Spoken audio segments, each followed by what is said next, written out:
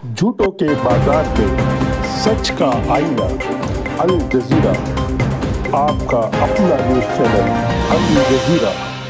देखते रहिए और सब्सक्राइब कीजिए अल जजीरा।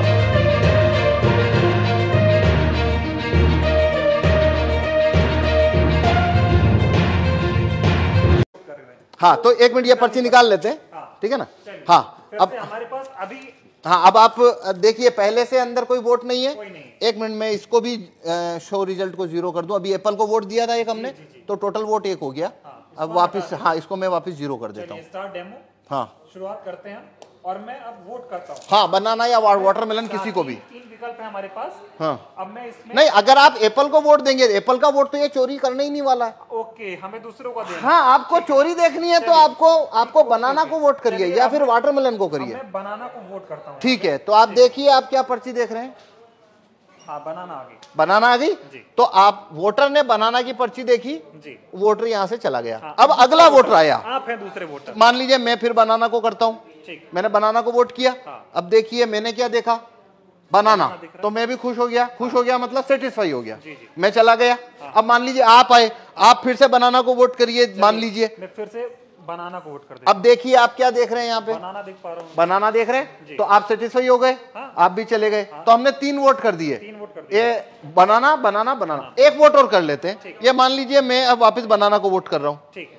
तो ये मैंने बनाना को वोट किया, फिर मैंने देखा सिंबल बनाना। हाँ, ठीक है, 4 वोट किए। 4 वोट किए हैं, चारों बनाना को। चारों बनाना को। तो अंदर से एप्पल का, अब पहले इलेक्ट्रॉनिक वोट देखते हैं। देखिए, आइए। हाँ, तो ये शो रिजल्ट कर रहा हूं अब मैं। जी। ये शो रिजल्ट, तो टोटल वोट कितना हुआ है।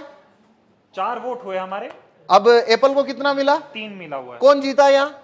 एप्पल। क्या आपने एप्पल को वोट दिया। नहीं दिया। मैंने भी नहीं दिया। हाँ, सभी ने तो बनाना को दिया था। सभी ने बनाना को दिया। लेकिन यहाँ पे तो एप्पल जीत गया है हाँ, और बनाना को तो 1 ही वोट मिला है। हाँ। तो अब हम देखते हैं इलेक्ट्रॉनिक वोट को कागज के वोट से मैच करते हैं, क्योंकि काउंटिंग के दिन भी ऐसा होता है। ठीक। ठीक है। हाँ। तो देखिए अब हम कागज का वोट देखते हैं। ये देखिए, ये कागज का वोट, कितना कागज का वोट है। 4 है। Total vote 4। अब देखिए यहाँ पे टोटल वोट कितना है। 3 एप्पल। नहीं, टोटल वोट कितना है, और यहाँ टोटल वोट कितना है कागज का। 4। एप्पल का कितना वोट है, 3। यहाँ एप्पल का कितना है, 3। और यहाँ बनाना का कितना है, ये बनाना का 1। जबकि तो चारों आप- ने बनाना को तो दिया। आप 100% वीवीपैट की पर्चियों की काउंटिंग करिए। ये लो, काउंटिंग कितने की करनी है, कर लो काउंटिंग। क्या आपकी चोरी पकड़ में आई। नहीं है अभी, लेकिन मांग ये हो रही है, जो विपक्ष के, जो इंडिया गठबंधन के तमाम नेता हैं, वो ये कह रहे हैं कि वीवीपैट की पर्चियों की 100% मिलान होनी चाहिए मशीन की गिनती। आप बताइए, होनी चाहिए क्या।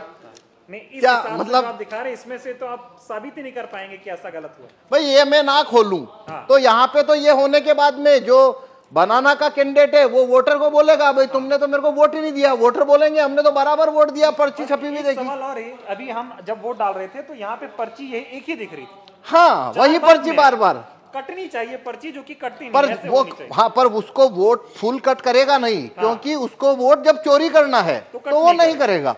हाँ, क्योंकि वो फिर पर्ची वहीं दिखती रहती है। हाँ, हाँ, हाँ। ये सारा खेल है। हाँ, ये सारा खेल है। और ये इसको जिस सीट के ऊपर आपको वोट जितना चोरी करना है वैसा उसमें कमांड आप भेज दीजिए, तो वैसा होना शुरू हो जाएगा। कुल मिला के ये साबित होता है कि ईवीएम को आसानी से हैक किया जा सकता है। आसानी से इसमें वोट चोरी हो सकते हैं और वो कभी पकड़ में नहीं आएंगे, क्योंकि यदि मैं ये खोल के ना दिखाऊं तो आप कभी नहीं, ये साबित नहीं हो सकता कि वोट चोरी हुआ है। चुनाव आयोग खोलने देगा नहीं आपको। तो नहीं, चुनाव आयोग तो छूने ना देता। हाँ, वो कहता है, वो जब लास्ट में काउंटिंग होती है तभी वो 5, हर विधानसभा में 5 वीवीपैट खोली जाती है। ठीक है। अभी ये बताइए कि 2024 का चुनाव, जिसे कहा जा रहा है कि लोकतंत्र और संविधान को बचाने का चुनाव हो रहा है, तमाम लोग ऐसा कह रहे हैं, अब की बार अगर बीजेपी को नहीं हराया, अब की बार सत्ता परिवर्तन नहीं हुआ, तो बीजेपी ऐसी पार्टी है जो देश में चुनाव ही नहीं होने देगी। इस तरह के सवाल खड़े हो रहे हैं। इस वक्त में, ऐसे हालात में, अगर ईवीएम से चुनाव हो रहा है तो कितना बड़ा खतरा आप देख रहे हैं। देखिए, ये भारत में अभी सारी 545 लोकसभा सीट के ऊपर जो चुनाव होने वाले हैं वो वीवीपैट से होने वाले हैं। सभी में कांच है, वो काला है। सभी में लाइट की अवधि 7 सेकंड है। तो मतलब ये अभी जो चुनाव है, वोट ईवीएम से चुनाव कराना, उसका कोई मतलब ही नहीं बनता। कोई मतलब कोई भी मतलब नहीं बनता। जितना धांधली करना है उतना हो सकता है। 5 सीट करो चाहे 50 सीट करो चाहे 100 सीट धांधली करो, और वो कभी पकड़ में नहीं आएगा। इसीलिए हम ये, भाई आपने, अगर मैं ना गेट खोलूं, आपको पकड़ में आ रहा है? नहीं आ रहा, किसी को आ नहीं सकता। मतलब सारा खेल इसी काले शीशे का है, ये जो हाँ, लगा हुआ है। हाँ, तो इसलिए हम कह रहे हैं कि देखिए, भारत के अंदर सिटीजन के पास कोई ज्यादा राइट्स तो है नहीं।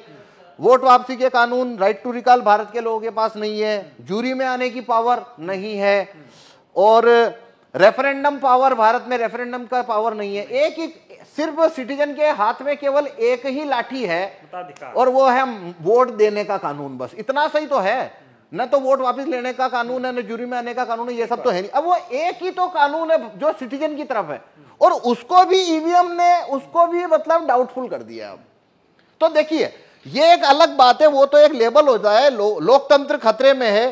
भाई यहाँ वोटिंग खतरे में साफ दिख रही है। अब अगर लोकतंत्र जो भी होता है, क्या होता है, वो एक अलग बहस है कि आप लोकतंत्र किसे कहते हो। पर यहाँ भारत में जो भी है, रूलिंग क्लास के पास सब कुछ है, वोटर के पास तो वोटिंग है, और ये वोटिंग जो है वो पूरी तरह से संदेह के घेरे में आ जाती है।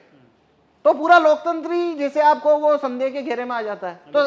तो मेरे इससे आप पूछो तो 2024 की में जितनी भी पार्टियां, रिकॉग्नाइज पार्टियां जो कि चुनाव लड़ रही है, या वो उन्होंने ये मुद्दा ही गलत उठाया कि भाई 2024 के बाद में यहाँ पे चुनाव ही नहीं होंगे। भाई अभी कहाँ हो रहे हैं?